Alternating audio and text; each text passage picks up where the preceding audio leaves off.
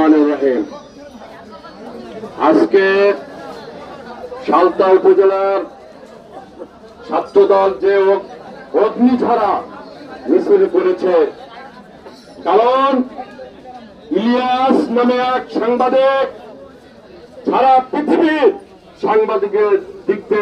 সাংবাদিকদের গঙ্গা ইলিয়াস আলী, যে ইলিয়াস আলী সামাওয়াত ইসলাম রিঙ্কু দক্ষিণবঙ্গের অগ্নিকন্যা, সালতা নগরকান্দা থেকে শুরু করে সারা বাংলাদেশে মানুষ যার দিকে তাকিয়ে থাকে যে রিঙ্কু কি বক্তব্য দেয়, সামাওয়াত কি বক্তব্য দেয়, সেই নেত্রীর বিরুদ্ধে সমালোচনা করেছে।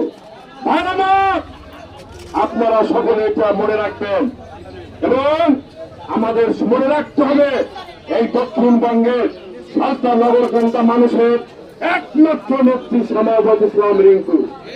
এর বাইরে কোন গান এই বাংলার মাটিতে, এই সালতা নগরকান্দার মাটিতে হবে না। এবং আপনারা সেইভাবে সকলে মিলেমিশে আগামী নির্বাচনে আমাদের সামাওয়াত ইসলাম রিঙ্কুকে নেত্রীকে আমরা এমপি বানাবো। তারপরে এই দেশে আল্লাহর রহমতে সামাওয়াত ইসলাম রিঙ্কু মন্ত্রী হবে।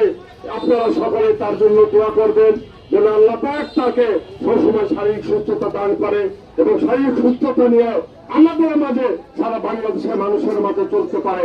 ভাইয়ের আমার আর একটা কথা, আমাদের নেতা ছিলেন যার নেতৃত্বে, যার দল একটি দল গঠিত হয়েছিল, জাতীয়তাবাদী দল, সেটা হলো জিয়াউর রহমান। আজকে তিনি এই দুনিয়ায় নাই। আল্লাহ তাকে মাফ করে দেবে, দোয়া করে সেজন্য জান্নাতবাসী হয়। ভাইয়ের আমার, এখন আমাদের নেতা তারেক জিয়া সে বিদেশে আছে। আপনারা জানেন তাকে মামলা দিয়ে কিভাবে বিদেশে রাখা হয়েছে।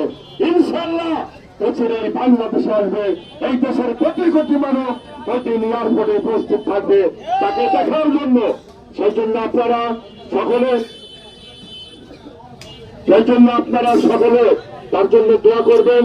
এবং আমাদের আর এক নেত্রী, যেই নেত্রী যাকে জেলখানা রাখা হয়েছে 10টি বছর, সেটা হলো আমাদের খালেদা জিয়া।